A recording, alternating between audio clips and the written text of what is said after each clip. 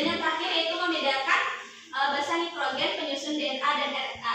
Jadi ada 3 indikator yang kita mempelajari, yang akan kita pelajari hari ini. Yang pertama pengertian.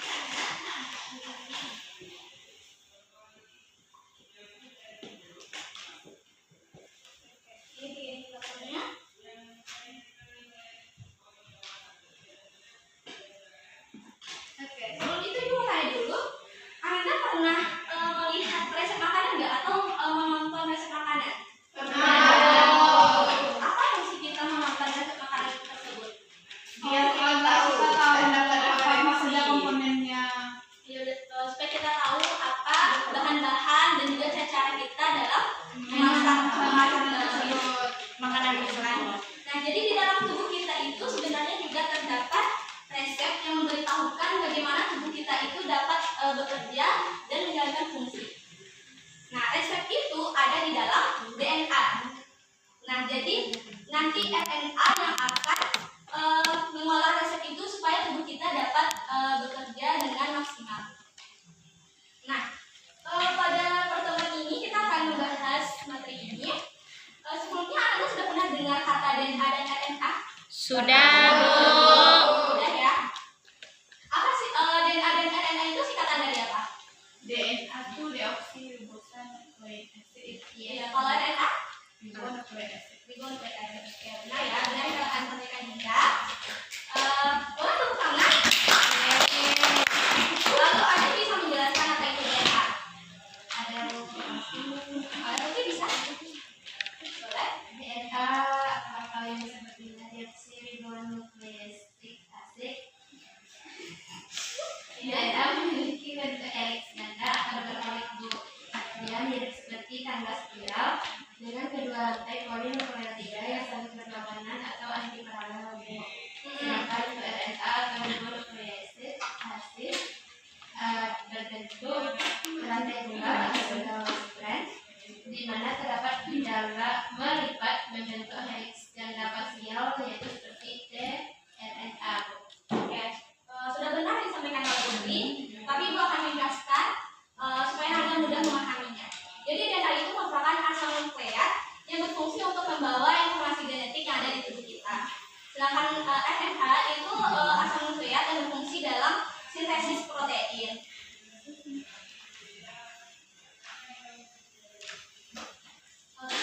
Untuk struktur penyusunnya, udah ada yang tahu? Penyusun apa? Penyusun DNA dan RNA? Itu setahu saya ada basa nitrogen. Iya, penyusun nitrogen. Terus Fosfat. Iya. Gula Ada dosa. dosa. Gula dosa. Kalau pada DNA itu gulanya apa? Gulanya deoksiribosa. Ya, deoksiribosa. Sedangkan pada RNA itu gulanya ribosa. Iya, itu yang membedakannya ya.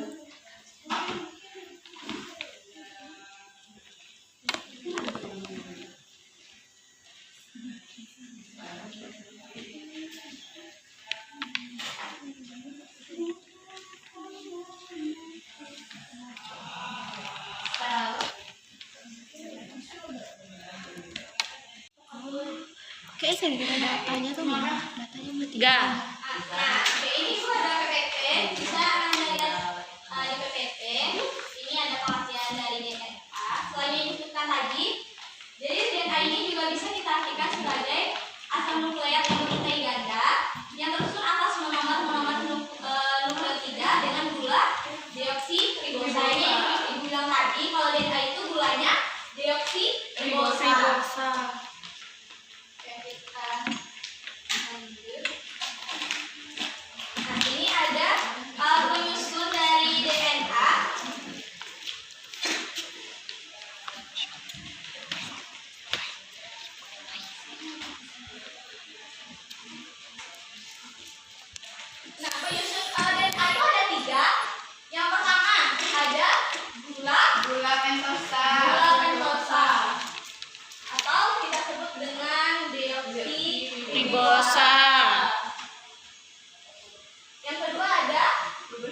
gugus fosfat. gugus fosfat.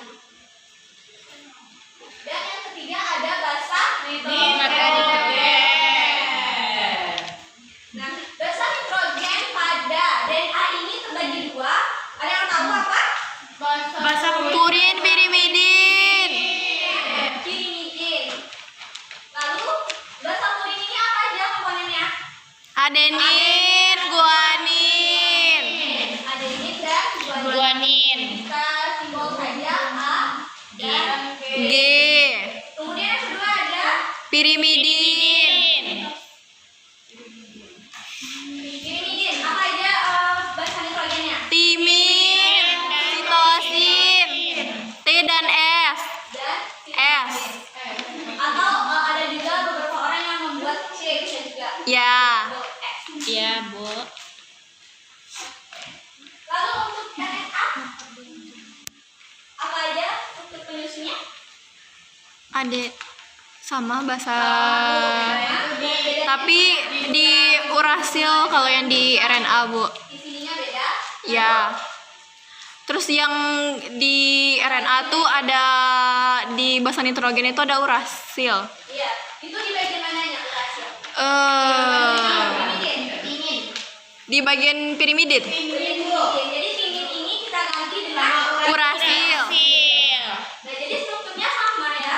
Iya, Bu. Jadi gula, ribosa, kemudian ada fosfat, dan yang ketiga ada basa nitrogen. Basa nitrogen. Kemudian ini tempat A dan D. Kalau pirimidin, U, U dan C atau S. Dan C atau S. S. U dan S.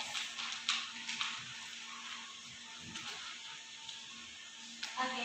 Lalu nanti basa-basa DNA ini dia akan membentuk ikatan komplementer. Di mana dari basa nitrogen yang 4 ini, adenin dia akan berpasangan dengan timin. Dia akan berpasangan dengan timin. Kemudian guanin dia akan berpasangan dengan sitosin. Nah, adenin dan timin ini dia akan dihubungkan oleh dua ikatan hidrogen. Ya. Sedangkan guanin dan sitosin ini dia dihubungkan oleh tiga ikatan Hidrogen.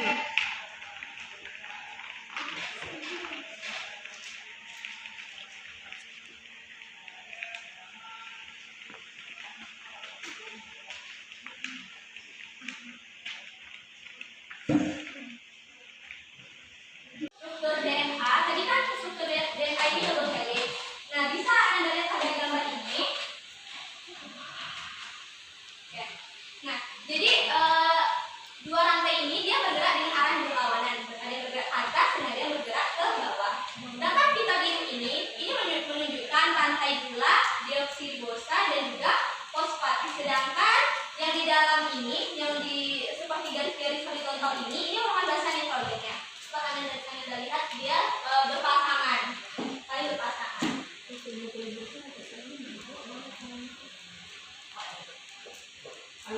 Nah, jadi itu seperti yang bilang tadi, pasangan sitosin dan guanin dia memiliki 3 ikatan hidrogen, sedangkan adenin dan timin itu dia memiliki 2 ikatan Hidrogen. ikatan hidrogennya bisa Anda lihat di sini. Iya, Bu. Gambar ikatan hidrogennya. Kemudian, nah untuk RNA, ini bisa pengertian lain dari RNA. Asam nukleat beruntang tunggal menyusun atas monomer berbeda dengan gulanya ribosa.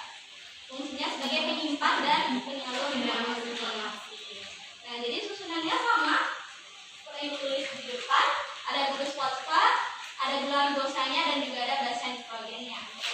Basa nitrogennya juga dibedakan menjadi 2, ada purin dan pirimidin. Seperti yang sudah ditulis di depan.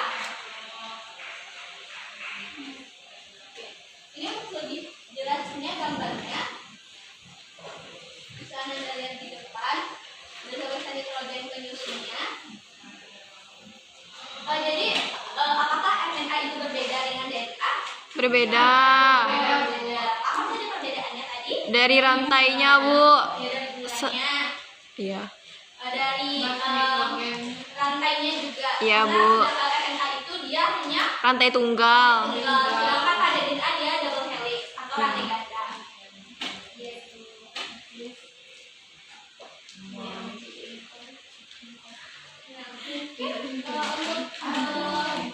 Ada yang mau Anda tanyakan dulu? Cukup, Ibu. Kalau begitu kita bikin ini lagi tugas KPD. Baik, Ibu. Iya, nanti akan dibagi menjadi 3 kelompok. Kelompok pertama, kelompok kedua, dan kelompok ketiga. Kelompok pertama siapa yang jalankan, Bu? Kelompok pertama ada Aulia, Feby, Nadia, dan Hilda. Kelompok kedua Atul, Putri, Aca, dan juga Nela. Dan kelompok tiga ada Natasha, Dinda, dan Salika. Oke. Silakan duduk ke kelompok. Adanya gabungan. Jangan dibahaskan ya, Bu ya. Baik, Ibu.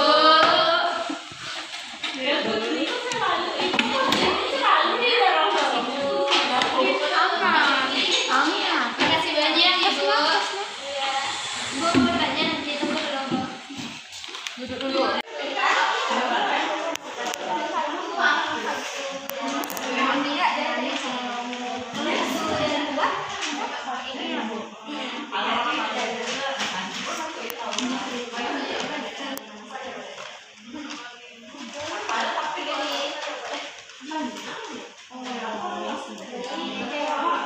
Iya, Kak aja.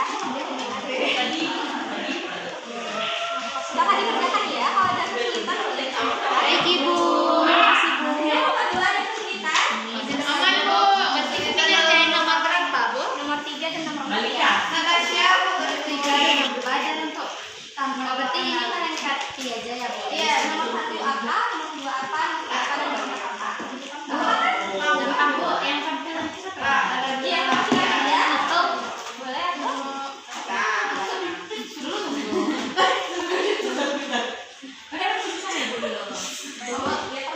atau nomor 3 berarti nggak ada gambarnya. iya, ada juga tapi enggak.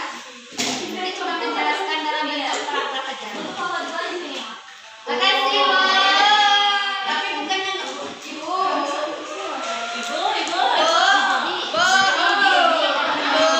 Yang mana? Iya, boleh. Iya.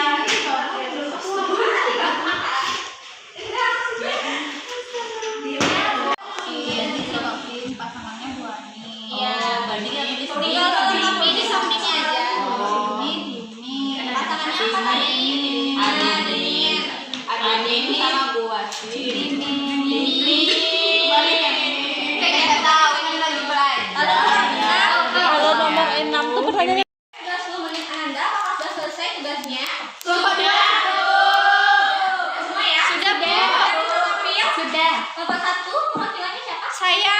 Hilda akan maju. Nomor 2, TTR, Bu. Putri akan maju. Nomor 3, Sabita akan maju. Satu orang buat moderator, ada yang mau? Natasha. Natasha, Natasha. Natasha mau? Nggak mau, Bu. Happy, Bu. Happy.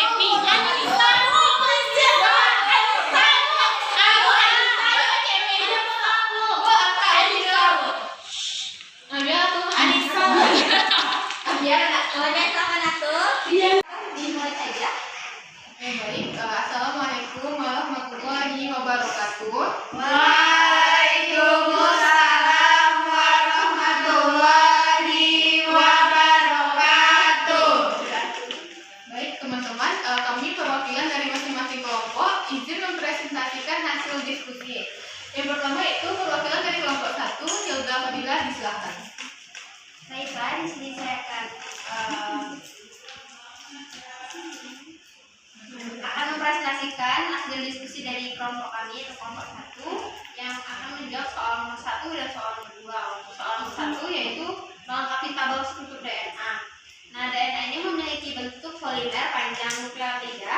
mengkode barisan residu asam amino dalam protein dengan menggunakan kode genetik sebuah kode nukleotida triplet.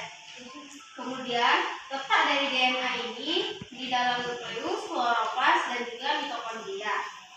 Jenis gula dari DNA yaitu namanya deoksiribonukleik asid. Nah, jenis gula ini mengandung kandungan basa A atau adenin, timin, sitosin, dan juga guanin. Nah, untuk basa nitrogennya ada 4 macam basa nitrogen yang ditemukan pada DNA, yaitu adenin, timin, sitosin, dan guanin. Adenin selalu berpasangan dengan timin, sedangkan sitosin selalu berpasangan dengan guanin. Selanjutnya soal nomor kedua yaitu struktur RNA. Nah, RNA ini berbentuk single stranded atau untai tunggal dan pendek. Letaknya di sitoplasma, ribosom, dan juga nukleus. Jenis gula RNA ini memiliki kandungan gula bernama ribosanukleik asid yang mengandung basa adenin, guanin, sitosin, dan juga urasil. Nah, basa nitrogen RNA ini ada 4 macam, yaitu ada adenin, guanin, sitosin, dan urasil. Adenin selalu berpasangan dengan urasil, sedangkan sitosin selalu berpasangan dengan guanin. Mungkin itu saja dari diskusi kelompok kami. Kami kembalikan pada moderator. Baik, terima kasih kepada Jendra Fadilah. Selanjutnya yaitu perwakilan dari kelompok 2 yaitu Putri Amanda. Kepada Putri Amanda disilahkan. Baik, terima kasih kepada moderator. Izinkan kami, Ibu, perwakilan dari kelompok 2 akan menjelaskan perbedaan tentang nukleotida dan nukleosida. Nukleosida. Maaf, Bu. Untuk dari segi komponen, nukleotida memiliki komponen yaitu berupa bola pentosa, yaitu adanya ribosa atau deoksiribosa. Untuk nukleosida memiliki komponen berupa gula pentosa, yaitu berupa ribosa dan juga deoksiribosa. Juga ada basa nitrogen, fosfat, dan untuk nukleotida serta untuk nukleosida berupa basa nitrogen dengan tanpa fosfat. Untuk strukturnya sendiri, nukleotida memiliki struktur yang kompleks, yaitu berupa gula yang ditambah dengan basa nitrogen serta dengan fosfat. Untuk nukleosida ini lebih sederhana, di mana hanya terdiri dari gula yang ditambah dengan basa nitrogen, serta untuk fungsi dari nukleotida sendiri yaitu membentuk rantai DNA atau RNA, serta untuk nukleosida sendiri dia berupa prekursor untuk membentuk nukleotida yang juga berperan dalam transfer energi misalnya ATP yaitu pada nukleotida, dan nukleosida sendiri tidak terlibat langsung dalam transfer energi sehingga tidak bisa terkait dengan adenosine trifosfat.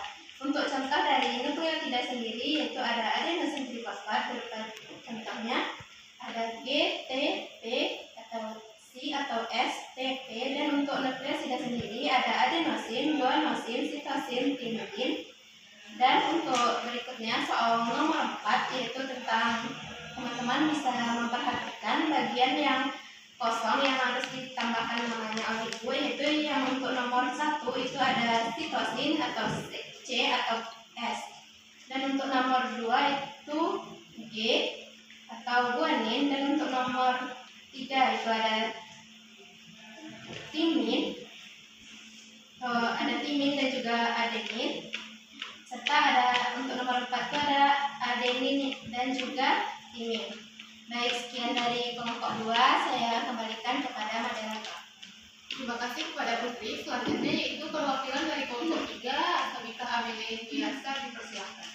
Baiklah, terima kasih kepada moderator. Saya perwakilan dari kelompok 3 akan menyampaikan hasil diskusi kelompok kami pada soal nomor 5 dan juga nomor 6, yang mana pada soal nomor 5 ini soalnya tentukan pasangan dari basa nitrogen DNA berikut.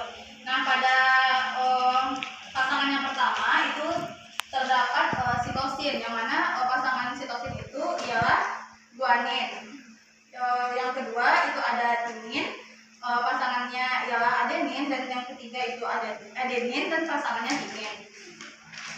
Selanjutnya pada soal nomor 6, pertanyaannya mengapa basa nitrogen timin selalu berpasangan dengan adenin dan basa nitrogen guanin selalu berpasangan dengan sitosin pada menyusun rantai double helix DNA.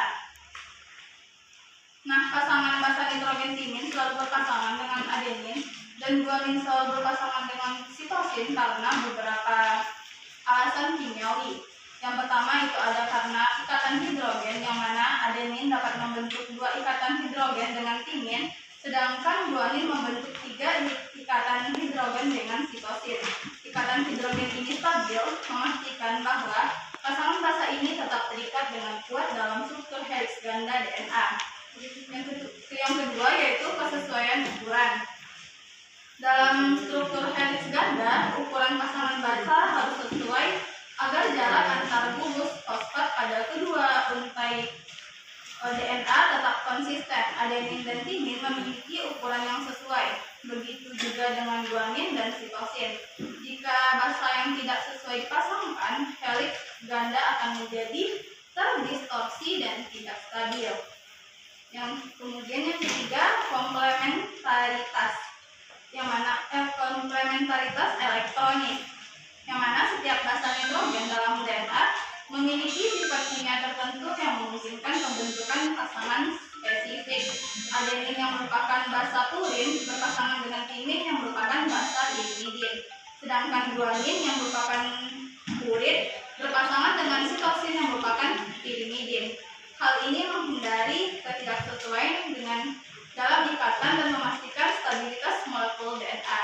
Mungkin sekian jawaban dari kelompok saya. Saya kembalikan kepada moderator. Baik, sekian presentasi dari masing-masing perwakilan kelompok. Apakah ada tanggapan atau pertanyaan dari teman-teman yang lainnya? Tidak ada. Oke, baik. Saya akhiri dengan wassalamualaikum Warahmatullahi wabarakatuh. Waalaikumsalam warahmatullahi wabarakatuh. Kepada perwakilan kelompok dan juga moderator yang sudah mempresentasikan hasil tugas kita pada hari ini. Apakah ada pertanyaan dari Anda terkait KKPD ini? Cukup, Bu. Cukup.